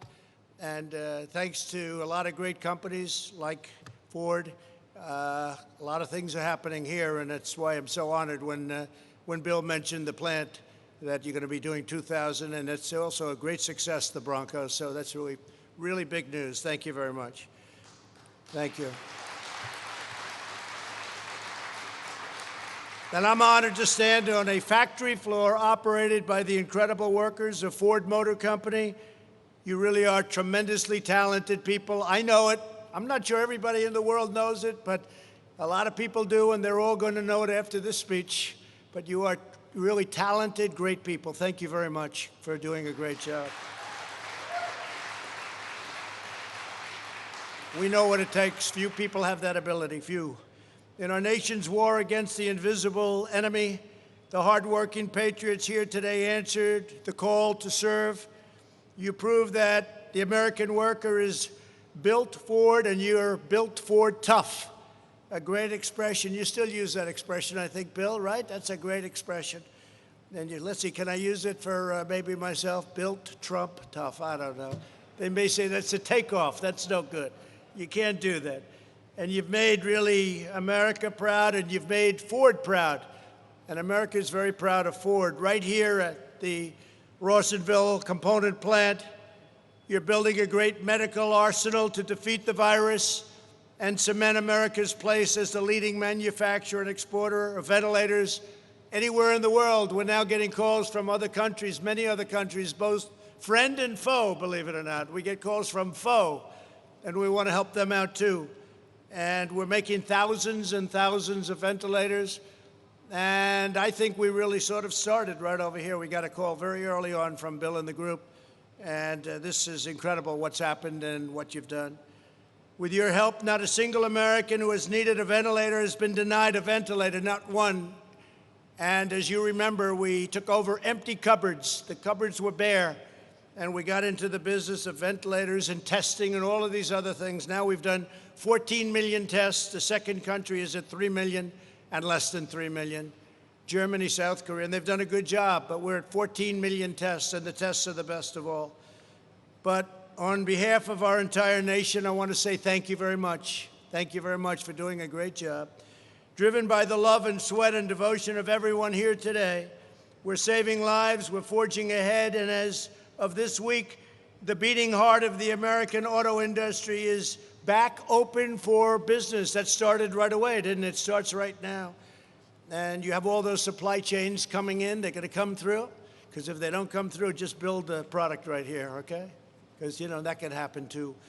But we heard that. It's a big story that we're starting with the cars now, and it's going to be a big success. In addition to many wonderful UAW workers, we're joined by Secretary Ben Carson, who's done a fantastic job. Where's Ben? Ben is here. Thank you, Ben. Where is he? Oh, there he is. Hi, Ben. Thank you, Ben. Thank you.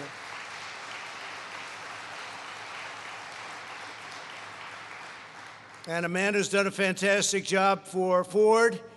Well, I'll ask Bill about this later. I'll just find out. I want to make sure for myself, but I know, based on results, I know. CEO Jim Hackett. Jim, thank you very much.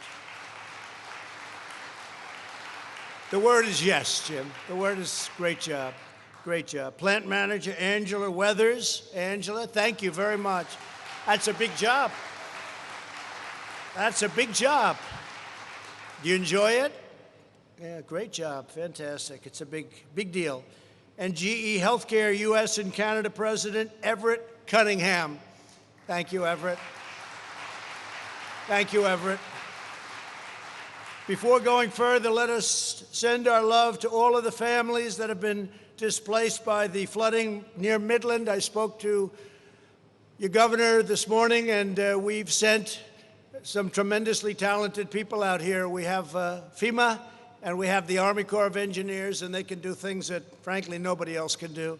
The Army Corps of Engineers, what they do, so they're very good at rebuilding dams that are busted or blown up or for whatever reason bad things happen. But Americans are praying for central Michigan. We're going to take care of your problem.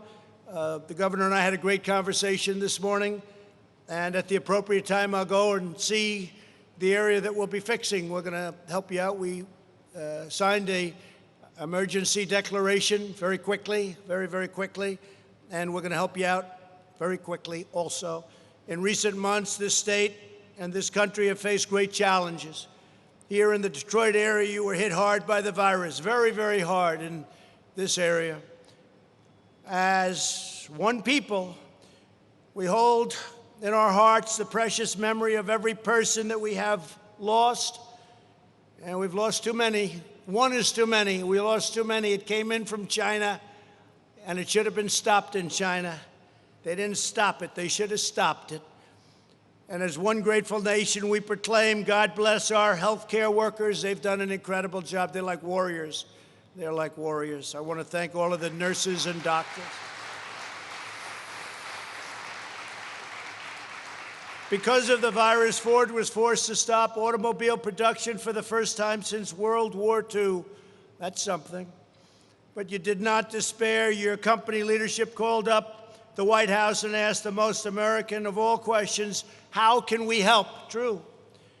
I said, that's nice. That's very nice.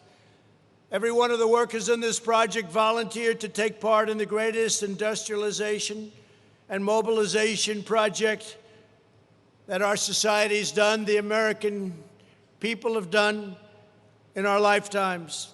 The company founded by a man named Henry Ford, good bloodlines, good bloodlines. If you believe in that stuff, you got good blood. They teamed up with the company founded by Thomas Edison. That's General Electric. It's good stuff. That's good stuff. And you put it all together. They're all looking down right now, and they'd be very proud of what they see. You began the production of 50,000 life-saving ventilators, a number that if you go back just 2 months, I would say, most people would say it would be impossible to believe. The media's back there, and they would have said a couple of months ago the creation of that many ventilators would have been not a possible thing. Every single one of these ventilators is made in the USA with American heart, American hands, and American pride.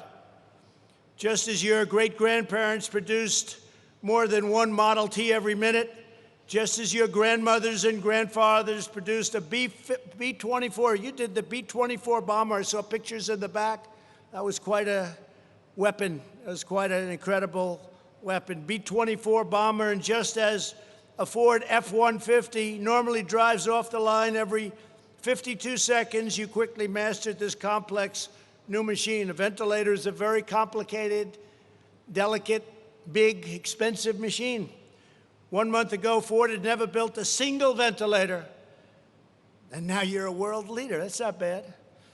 You adopted the designs of a company that was building just 10 a week, but a very high-quality ventilator. And very soon, you'll be producing one new ventilator every single minute.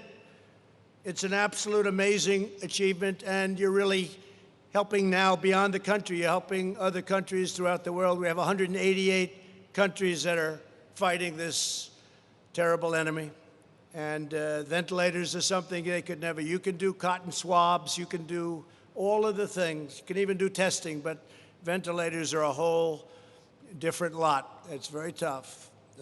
Great job. Thanks to you, we'll stockpile over 100,000 new ventilators in the next few months and have offered over 14,000 to friends and allies all around the world, and they desperately need them. Just this week, I spoke to 5 countries. They called me, is it possible to get ventilators to them? And I'm sending them over. I want to recognize just a few of the exceptional Americans who made this historic feat possible. Keith Pastorino is an electrician here in Rawsonville. Keith please tell us what you've done, how you like it. Come on up. Let's see Keith. Oh, look at Keith.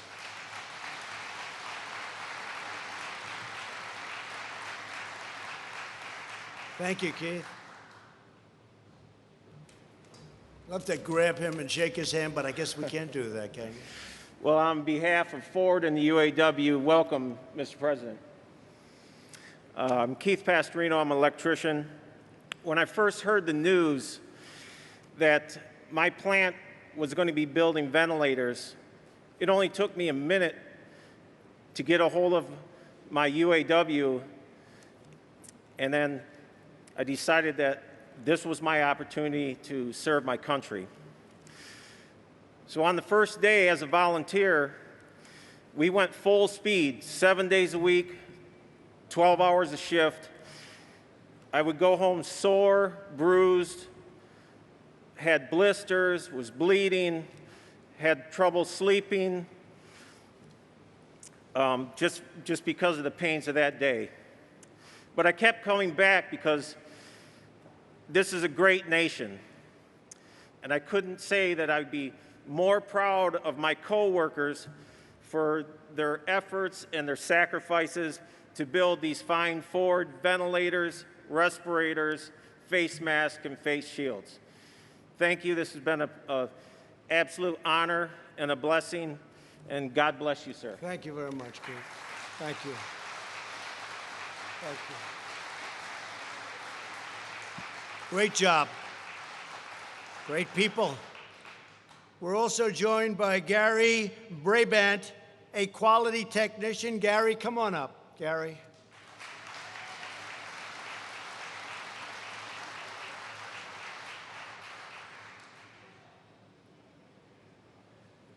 Thanks, Gary. Good afternoon. Thank you, President Trump, for the honor to tell my story. My name is Gary Brabant, and I'm a fourth-generation Ford Motor Company employee. My grandfathers worked for Ford Motor Company during World War II, and my father retired from Rawsonville after 41 years. I always knew growing up I wanted to work for Ford. I am very, very proud of the part of the ventilator project and the amazing job done by Ford and the UAW team here. I had anxiety when I received the call to volunteer. I didn't want to get sick or take it home to my family. However, upon arriving here on the first day, I felt safe due to the new policies and procedures put forth by our UAW health and safety team. It's a great feeling to know everything we are doing here and each assembly we make is saving somebody's life. Thank you, Mr. President, and God bless America. Thank you very much. Thank you, Gary. Thank you, Gary, very much. With us as well is Adrian Price, who has helped lead this effort as one of Ford's top engineers, highly respected. Come on up, please, Adrian.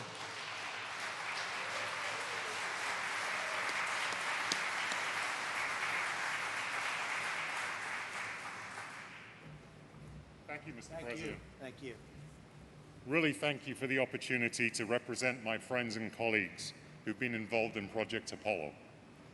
I'm honored to be part of a team that over the last few weeks has been able to produce more than 17 million of these face shields, 13 million surgical masks, 32,000 pressurized air purifying respirators, and here at the Rawsonville facility, produce a ventilator every 60 seconds. These feats are a testament to the skills and capabilities of the men and women at Ford Motor Company and our UAW and other partners who have come together to do what we could do to support the battle against COVID-19. Ford Motor Company and its employees are always prepared to step up and do the right thing to support those in need, but most particularly in times of significant national crisis.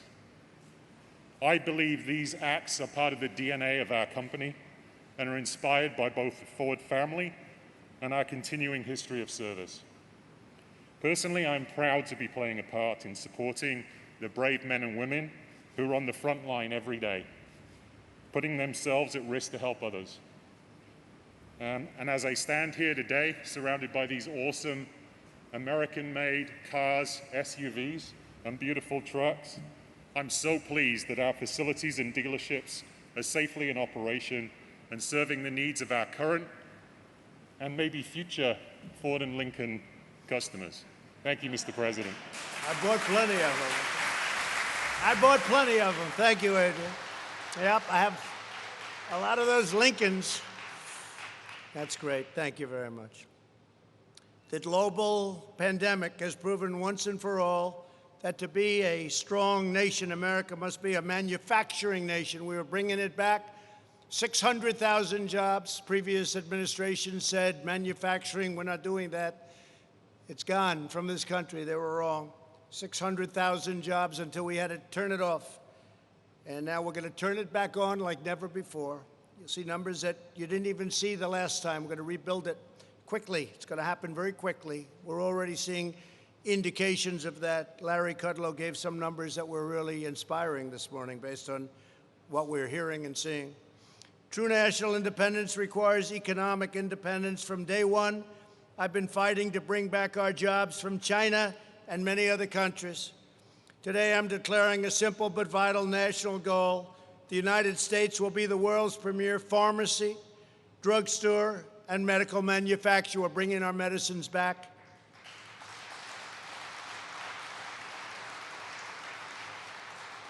And many other things, too.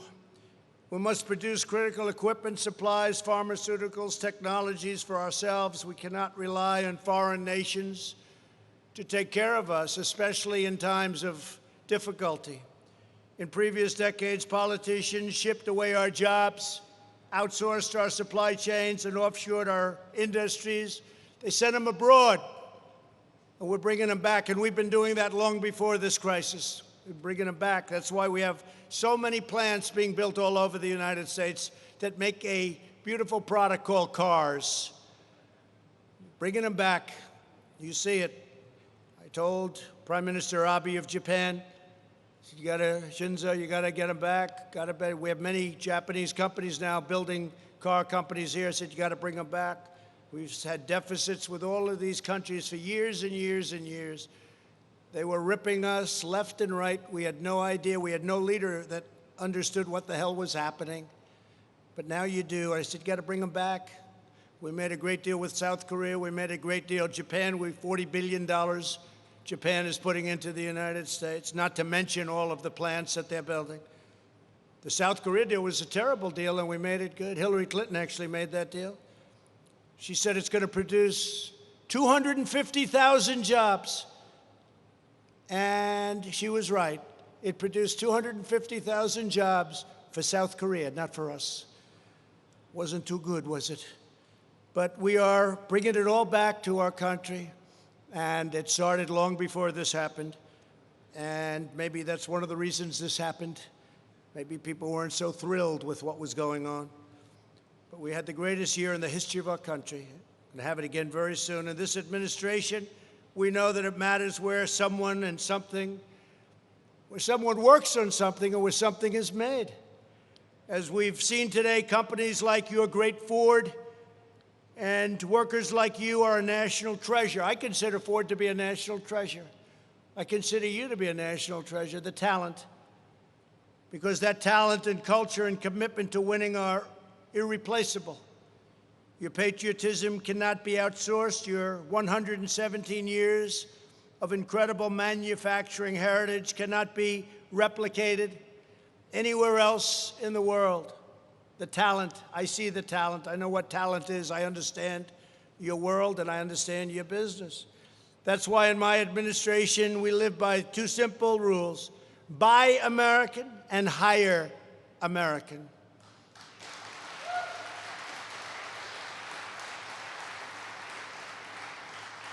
And we have another rule that you may have heard on occasion. It's called America First. We didn't have America first. We had America last under previous presidents. They were more concerned with the world than they were concerned with their own country.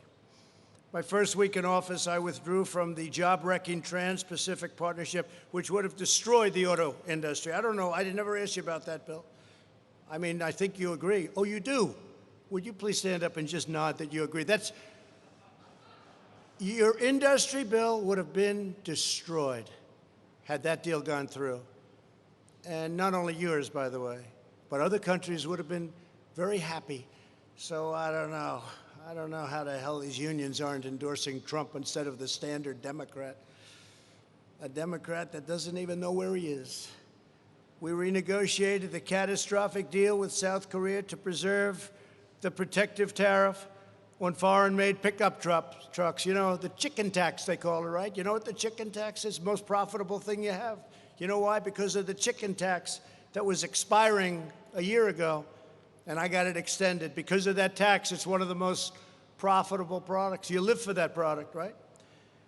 I kept my promise to replace the NAFTA disaster with a brand new USMCA, which is a fantastic deal for our country. Tough new requirements under the USMCA ensure more cars to be built in American plants by American labor, and even labor endorsed it. But you know, the big thing is you're losing all your car industry. You weren't going to have a car industry left. Now, people aren't going to be moving back to Mexico. They're not going to be moving back, and you're going to have it the other way. At the same time, we preserve our relationship. Mexico's actually been very nice. Our border is the strongest it's ever been. We're up to over 200 miles of brand new, beautiful border wall, and that 200 miles is pristine. Nobody comes through. This is a serious wall. It's a serious wall. And it's incredible what we've done there, too. We had among the best months we've ever had. And now when somebody comes across, we bring them back. We don't go through 5 years of litigation. In the other days, or the older days, not so long ago, if they stepped a foot into our country, they ended up, you had to be Perry Mason. You end up in a court case. And it took years. You'd release them into the country by law. And then you say, come back in 5 years for your trial. And only the very stupid people came back, about 2%. They didn't come back. Why should they come back? They were released into our country. We don't do that. We don't do that. And we want people coming into our country, but we want them to come in through merit, and we want them to come in legally. It's very important. I'll continue to fight for U.S. auto workers as we rebuild our economic strength. Our strategy for a phased and responsible reopening protects those lives, those American lives, those high-risk American lives from the virus, while allowing those at lower risk, such as young, healthy people, where they just have a much, much lower risk. We've learned a lot. You're a certain age, you have a problem with diabetes, or you have a problem with your heart, you're a prime suspect for this horrible disease. It's a terrible thing. So we've learned that young people do very well, incredibly well. Older people, especially older people that have problems, they don't do well at all. So we have to protect those people. And we want to get everybody now safely back to work, and we're going to do that. I spoke today about our churches. Our churches are closed, and I said to CDC, I had a great conversation. I said, our people want to go back to church on Sundays. And our churches want to take care of their parishioners, their people that go to worship. And you're going to see something come out very soon about opening up our churches. A permanent lockdown is not a strategy for a healthy state or a healthy country. Our country wasn't meant to be shut down. We did the right thing, but now it's time to open it up. A never-ending lockdown would invite a public health calamity. To protect the health of our people, we must have a functioning economy. And as I said, and I'll say it 100 times, we're going to have an incredible year next year, right at the beginning. Even our fourth quarter is going to be very good. There's a tremendous pent-up demand, and that includes for your cars. Americans who need and want to return to work should not be vilified. They should be supported. Unlike many politicians and journalists, for those who earn a living with their own two hands, working remotely is just not an option. You don't have the option of doing that. Our plan emphasizes safety and protection for returning employees I want to commend Ford, along with General Motors, General Electric, Fiat, Chrysler, and so many other companies, a lot of them in this area, for blazing a trail to safely restart America's economic engines. You are demonstrating that we can open our country while taking precautions like social distancing, daily medical screenings, strict hygiene. You can get tremendous numbers of very quick temperature checks. Who ever heard they aim a camera right there and 2 seconds later they tell you your temperature more accurately than the old days where you put it under your tongue for 2.5 minutes. This is a little better. But you get temperature checks. And I want to thank you all for leading America back to work. You look at states like Florida, Georgia, and many others where the numbers have actually gone down. They're open, but their numbers are going down, and very substantially down. With your help and our policies, this country is poised for an epic comeback. This is going to be an incredible comeback. Watch. It's already happening. Within the next year, we are going to be exceeding any expectation. And I've had a good gut feeling about a lot of things, including running for president. I said, I think I could win. And I guess I was right. Everyone here today, and by the way, I think we're going to do better the second time, and it's very important that we win the second time, or everything that we've done, including manufacturing jobs, all this, is going to be not in a very good position. Everyone here today is the heir to a majestic and noble tradition. You walk in the footsteps of those who built the Motor City in the 1920s and 30s, who stocked the arsenal of democracy in the 1940s, and who set the standard for automotive safety and style in the 1950s and 60s and beyond, and even today. Bill was showing me some of those cars. It's incredible. I wanted to buy one, then I heard the price. I said, forget it. Said, I'll use one on occasion, right? But what a car that is, huh? What a car. Our friends and allies marveled at these triumphs of American industry, and our enemies learned that nothing can stop the strength and power and grit of the American worker, nothing. Just like generations of Michigan manufacturers before you, each of you has done your best for America in its time of need. You love your country. You love your country so much. Now you have a critical role to play in forging a new legacy of American greatness that will inspire and endure for generations to come. It's a very important time in our country's history, in our country's life. Because of you, the Ford name will forever stand as a symbol of American excellence, innovation, quality, and craftsmanship. And because of you, America will be strong and healthy and prosperous and free for many, many decades to come. I want to say very powerfully, very strongly, God bless you all. God bless America. I'm proud to be here. I'm proud to be with Ford. Bill, thank you very much. Everyone, thank you very much. We'll be back. We'll see you a lot. Good luck. John James, thank you for being here. We're going to have a great senator, John James. Thank you all very much. Thank you. Thank you.